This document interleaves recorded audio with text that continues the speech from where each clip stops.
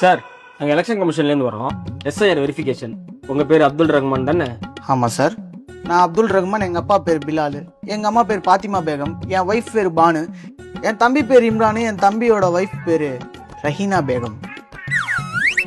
Documents verify பண்ணணும். ஆதார் கொடுங்க.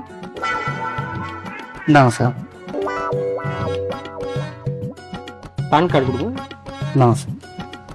Voter ID. இதில் டெத் சர்டிஃபிகேட்டை தவிர எல்லாரோடதும் எல்லாமே இருக்கு, பார்த்துக்கோங்க. Voter ID, ration card, residence certificate, income certificate எல்லாமே கரெக்டாக வச்சுருக்காங்க. இவனை எப்படி மடக்கிறது? சார் உங்கள் வீட்டோட பத்திரத்தை கொஞ்சம் கொடுங்க. சார் வாடகை வீடு சார். அப்போ அந்த ஹவுஸ் ஓனரோட ஆதார் கார்டு உங்கள்கிட்ட இருக்கா? ஏய், நக்கல் பண்ணுறியா? கோச்சுக்காதீங்க, கொஞ்சம் வெரிஃபை பண்ணிட்டு சொல்கிறேன். இவனை எப்படியாவது தூக்க சொல்லி ப்ரெஷர் கொடுக்குறானுங்க. ஆனால் இவன் எல்லா டாக்குமெண்ட்டும் கரெக்டாக வச்சுருக்கான். இவனை தூக்கலால என்ன வேலையை விட்டு தூக்கிடுவானுங்க.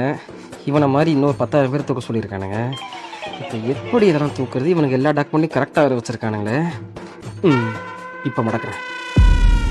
சார் உங்கள் ஃபேமிலியோட மொத்த ஓட்டர் ஐடியும் கேன்சல் பண்ணுறோம் சார். சார் அதான் எல்லா டாக்குமெண்ட்ஸும் கரெக்டாக இருக்குல்ல? அந்த கரெக்டாக இருக்கிறதா சார் டவுட்டாக இருக்குது. அதனால தான் ஓட்டர் ஐடியை கேன்சல் பண்ணுறோம்.